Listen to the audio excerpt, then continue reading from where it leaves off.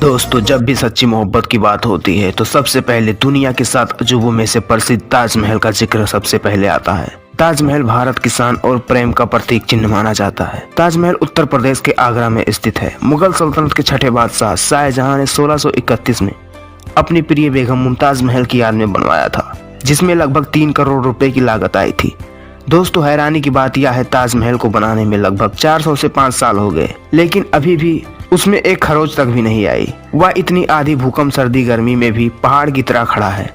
दोस्तों, जब ताजमहल का निर्माण किया गया था उस वक्त कोई सीमेंट का आविष्कार नहीं हुआ था। फिर भी हैरान कर देने वाली बात यह है कि ताजमहल आखिर कैसे बनाया गया, कैसे उसके ईंटों को जोड़ा गया, कैसे इतने बड़े बड़े पत्थर को बिना किसी मशीन के उन्हें उठाया और लाया जाता था। तो दोस्तों, आज के इस वीडियो में हम आप सभी के उन डाउट को क्लियर करने वाले हैं। उससे पहले आपसे गुजारिश है कि आप हमारे इस चैनल को सब्सक्राइब कर दीजिए और वीडियो को एक शेयर। दोस्तों, बिना किसी तकनीक और इंजीनियर की मदद से इतना विशाल इमारत अपनी सुंदरता और आकर्षकता से सबको हैरान कर देता है। ताजमहल को बनाने में 20,000 मजदूर और हाथियों का योगदान है। दोस्तों, इतने बड़े इमारत के मजबूत होने की बड़ी बात यह है कि उसका नींव कितना मजबूत है। ताजमहल का नींव आबनूस की लकड़ियों का बना है। आबनूस की लकड़ियों की विशेषता होती है कि उसमें दीमक नहीं लगते और वो सभी लकड़ियों की तरह पानी में भी नहीं तैरती, मतलब कि डूब जाती हैं। और सबसे बड़ी विशेषता यह है कि उसमें 30 से 40% नमी रहे तो वो लकड़ी सालों साल खराब नहीं होती है। यही वजह है कि ताजमहल आज भी कई प्राकृतिक आपदाओं को झेले हुए भी खड़ा है,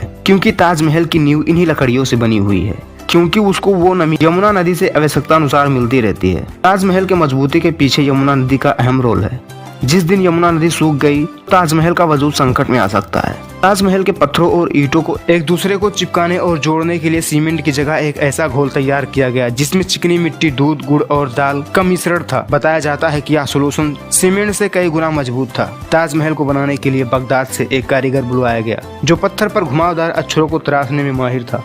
ताजमहल में लगाई गई संगमरमर सामग्री पत्थर राजस्थान के मकराड़ा से लाए गए और कई कीमती पत्थर यूं रत्न बगदाद, अफगानिस्तान, तिब्बत, मिस्र, रूस, ईरान, चीन आदि कई देशों से लाए गए थे। इसका मुख्य गुंबद 60 फीट ऊंचा और 80 फीट चौड़ा है।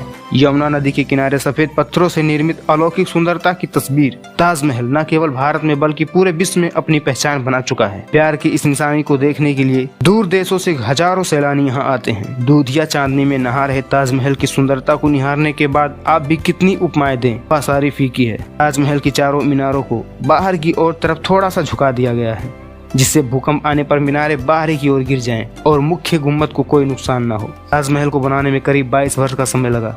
भारत पाकिस्तान युद्ध और मुंबई के 9/11 हमले के दौरान चारों ओर बांस का एक घेरा बनाकर हरे रंग के कपड़ों से ढक दिया गया था ताकि ताजमहल पर दुश्मनों की नजर न पड़े।